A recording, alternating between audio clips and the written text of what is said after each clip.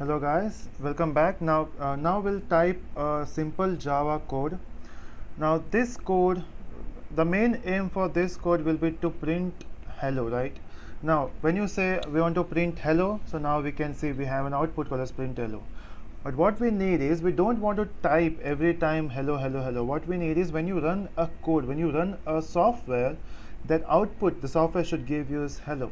So for that we have to instruct our computer that I need a output called as hello, right? So whenever you want to instruct your computer, you have to write some code which will be understandable to your computer. So now computer basically don't understand English language, it understand only binary digit, right? So you need to do something, you need to write some programming, you have to use some programming language to instruct your computer to print hello. Now for this you have to use some particular type of keywords, right? So whenever you work with any programming language, you have to work with some keywords. So now whenever you work with Java code, now remember the steps. Before starting any code, make sure you save the file. It's because when you type a code and suddenly something happened with your computer, everything vanished, right? So make sure you save some code, you save your file before running it. So what we can do is I will use my let me create one more drive here, a folder called as Java.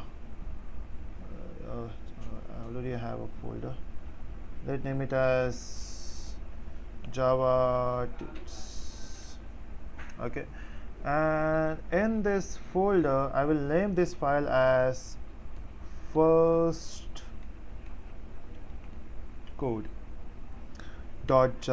Now whenever you create a Java file, make sure you save it in .java file. Okay, so as you know, you might be using C language, so you have to store it as .c. Whenever you work with C++, you have to say cpp, and in Java you have to say .java.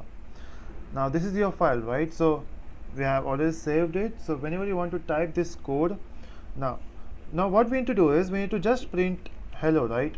Now when you want to print hello, now in Java you have to use, whenever you work with something, whenever you want to a specific task to be completed, you need methods, right? So whenever you talk about methods, let me just minimize. Yeah. So whenever you talk about methods, so to print content in Java, you need a method called as print.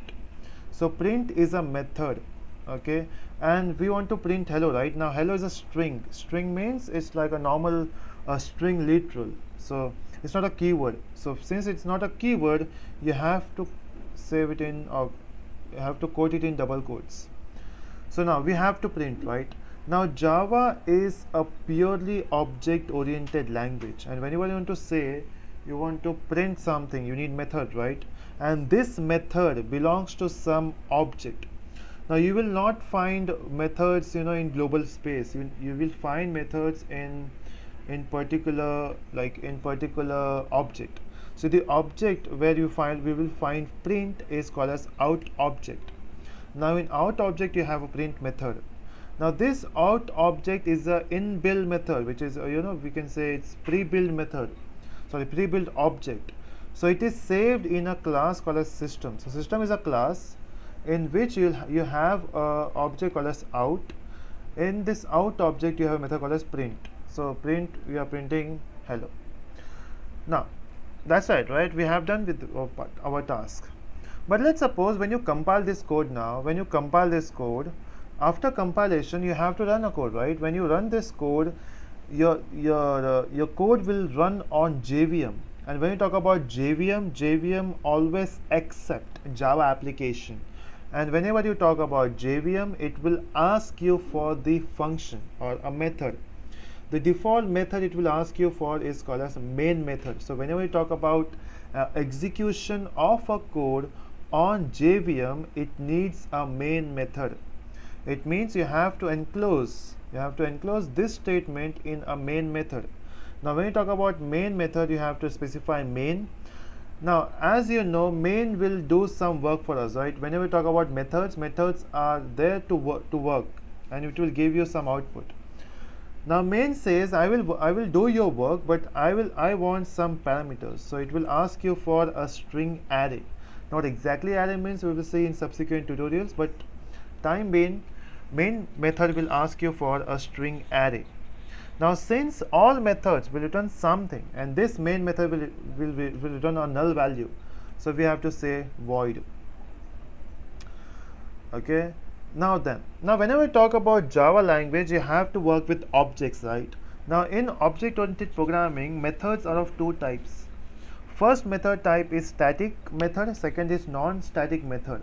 Now exactly what static and non-static means we will see in subsequent tutorials, but time being, remember methods are of two types, static and non-static. Whenever we talk about static, static belongs to class, okay, and non-static belongs to object. Okay, but what we need is we need a main function which will belongs to a class, not an object. Why it's not an object, we will see later. So we need a static method, static main method, and I want to access this main method from everywhere, so we have to specify public. So this public static void main, in brackets you have to specify string array, and then system.out.print. Okay, that's it. Now the problem is, whenever we talk about Java says everything should be in a class. So if you want to do something, you need to create a class, and we will name it as, we will say first code. Now again, it's a convention that your file name should be same as class name. So class name is same as file name, right? Now we will use some indentation. Now it is called an indentation because you have to specify proper format. So we have used indentation. Okay, now that's it. We have typed our code, right? Now next we have to compile this code. Now to compile this code, we can compile a code in CMD, so in command prompt. Now in this, let me just increase the font.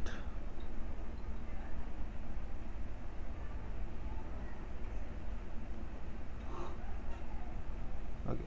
Now what we need to do is we need to type a code here. So like, sorry, we need to compile this code. Now to compile this code, you remember I have saved this file in my D drive, and currently I'm in C drive, right? So I have to move towards D drive. So to move to D drive, we have to say D, and we have a folder called as Java Tunes. So we have Java Tunes. Now to compile, to check, we have a file. Yes, we have a file called as first code. Okay. Now to compile this file, we have to use something like Java C. Now you can see that we have, when I say Java C and when I say enter, the thing is Java C is not recognized because Java C is stored in a bin folder, right? So we will find Java C here. So what we need to do is we need to pick up that file from C drive to D drive, and to do this we have to specify a path for it. So we have to say set path, and in this set path we have to specify the whole path. So it is in C drive, program files, it's Java, JDK and bin. So we have set the path, right? So whenever you want to work with Java code, you have to set the path, and then now we can see if I say Java C, I'm getting some list. I will be getting some list. Yeah, I got the list. So if you get this list, it means Java C is working now. So to compile this code, we have to say Java C and first code.java, enter. It's compiling, it will take some time. Yeah, so it's compiled.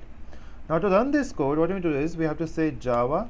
So this specifies JVM. So Java space, and you have to mention the class name. This time you don't have to use a file name. When you compile a code, you have to use file name. When you run this code, you have to use class name. So class name is first code. Enter, and you can see we have an output called as hello. So simple, right? So this is your first code, and remaining part we'll see in next session. Thank you so much.